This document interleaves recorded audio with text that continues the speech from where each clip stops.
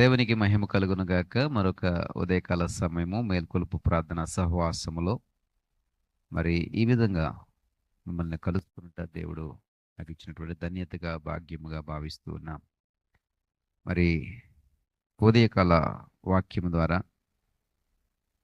ఆత్మీయ స్థితిలో ఎదుగుదల, క్రైస్తవ విలువలను పాటించుటలో మరి చక్కటి ఆత్మీయతను మీరు కలిగి ఉంటున్నారని, విలువలు నేను కలిగి ఉంటున్నారని నేను నమ్ముచున్నాను.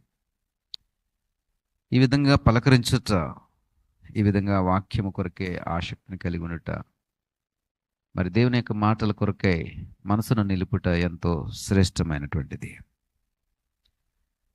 ఈ ఉదయకాలము దేవుని యొక్క కృప మనల్ని పలకరిస్తూ ఉంటుంది, మనల్ని మరి దర్శిస్తూ ఉంటుంది.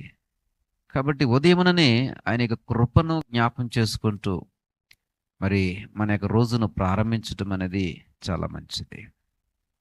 కీర్తనకారుడు అంటాడు ఏమిటంటే 92వ కీర్తనలో, ఉదయమున నీ కృపను, ప్రతి రాత్రి నీ విశ్వాస్యతను 10 తంతుల స్వరమండలముతోనూ గంభీర ధ్వని గల సితారాతోనూ ప్రచురించుట మంచిది.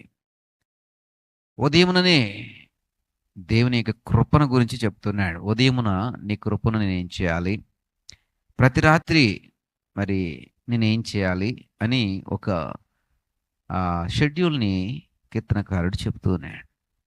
ఈ చెప్పబడుతున్నటువంటి షెడ్యూల్లో ఉదయమున మనము మరి జ్ఞాపం చేసుకోవాల్సింది ఏంటంటే దేవుని యొక్క కృప, రాత్రి జ్ఞాపకం చేసుకోవాల్సింది ఏంటంటే ఆయన యొక్క విశ్వసనీయత. ఈ కృపను జ్ఞాపం చేసుకోవడం అంటే ఏదో తలంచుకుని తలపోసుకుని ఏదో అలాగా ఒకసారి నెమరు వేసుకుని ప్రారంభించడం కాదు.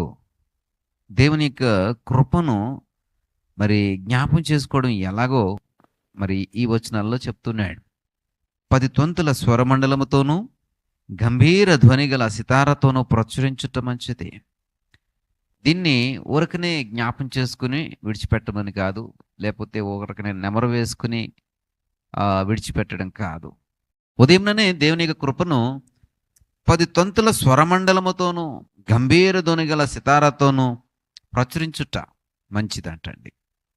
అంటే కృపను గురించి ఎంత గంభీరమైనటువంటి జ్ఞాపకం మనం చేసుకోవాలో చూడండి.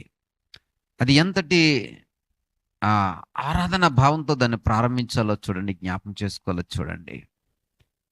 ఆయన కృప అంత గొప్పది, ఆయన కృప అంత విస్తారమైనది, ఆయన కృప అంత మనల్ని అంతగా బలపరుస్తుంది. దాన్ని ఊరకనే ఏదో సూర్యుడు ఉదయించాడు, సూర్యోదయం అయింది, రాత్రి గడిచింది, పగలొచ్చింది అన్నట్టుగా నీవు చాలా క్యాజువల్గా తీసుకోవడం కాదు. దాన్ని చాలా గంభీరమైనటువంటి స్వరమండలముతో మరి సితారాతో ప్రచురపరిచే విధంగా మీరు ఒక రోజును ప్రారంభించాలి. నీ యొక్క ప్రారంభ గడియలు అంత గంభీరంగా ఉండాలి. అలా ప్రచురించుట మంచిదటండి. దేనికి మంచిది? నీకు మంచిది, నీ కుటుంబానికి మంచిది, నువ్వు చేస్తున్నటువంటి సమస్తమునకు అది మంచిది. కాబట్టి మంచిదిగా నీ రోజును నువ్వు కొనసాగించాలన్నా, మంచిదిగా నీ రోజును నువ్వు పొందుకోవాలన్నా దేవుని యొక్క కృపను ప్రతి ఉదయమున జ్ఞాపం చేసుకో. గంభీర ధ్వని గల సితారాతో, అంత గంభీరమైనటువంటి ధ్వనితో దేవుని యొక్క కృపను జ్ఞాపం చేసుకో. దేవుని కృప అంత గంభీరముగా నువ్వు జ్ఞాపం చేసుకుని ఆ విధముగా స్తుతి భావంతో, ఆరాధన భావంతో నీ రోజును నువ్వు ప్రారంభిస్తే అది మంచిది.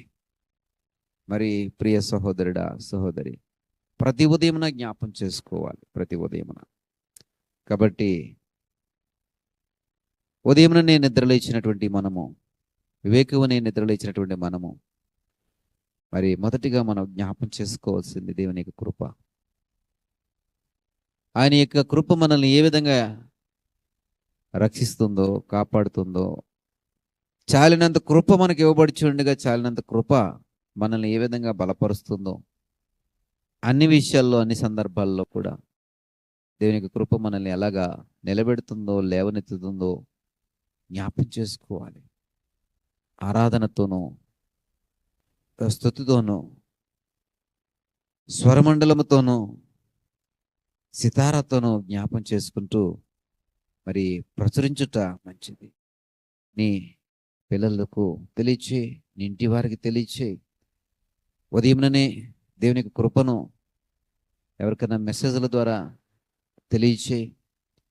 నీ స్నేహితులకు, నీ గ్రూప్ సభ్యులకు, నీ ఇంటి వారికి నీ యొక్క మెసేజ్ని మరి ఎంతో ఆసక్తితో రిసీవ్ చేసుకునేటువంటి నీ స్నేహితులకు, ఇలా అందరికీ కూడా దేవుని యొక్క కృపను ఒకసారి ప్రచురపరచు.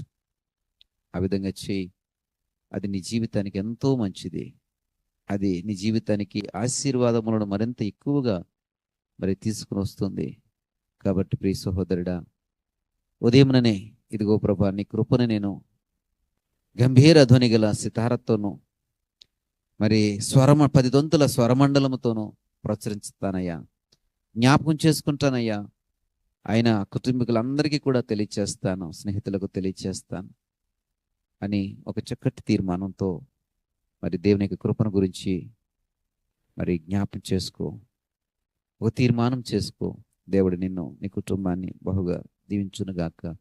చిన్న ప్రార్థన చేసుకుందాం. దయగల తండ్రి, అవును ప్రభా, నీ కృపను మేము ప్రతి ఉదయమున మేము జ్ఞాపం చేసుకోవాలయ్యా. గంభీర ధ్వని గల సితారతో 10 తంతుల స్వరమండలముతో నీ యొక్క కృపను ప్రచురపరచుట మేము నేర్చుకోవాలయ్యా. ఇదిగో ప్రభా, ఏదో యాదృచ్ఛికంగా మాకు ఈరోజు ఇవ్వబడుతుంది అని అనుకోవడం పొరపాటున ఆయన.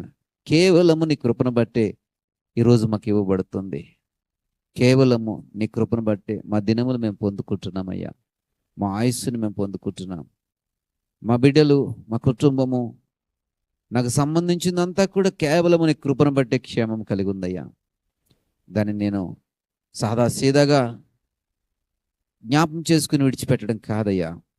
10 తంతుల స్వరమండలముతో ప్రచురపరిచే విధంగా, గంభీర ధ్వని గల సితారతో ప్రచురపరిచే విధంగా నా దినచర్యను ప్రారంభిస్తానయ్యా. ఇదిగో ప్రభా, అలా చేయటం మంచిదని నీ వాక్యం సెలవిస్తూ ఉండగా నా దినములన్నింటినీ కూడా నేను క్షేమపరుచుకొని మంచిదిగాను మేలైనదిగాను నేను మార్చుకోవడానికి ఇదిగో ప్రభా, నీ కృపను ప్రచురపరిచే ఇదిగో నేను నీ బిడ్డగా ఉండాలని తీర్మానం చేసుకుంటూ ఉండగా నీ కృప కాపుదల మాకు దయచేయమని, మీ మేలులతో మమ్మల్ని నింపమని నా ప్రభువును ప్రేక్షకుడిని యేసునామమును బట్టి అడిగి వేడుకుంటున్నాం తండ్రి. ఆమేన్.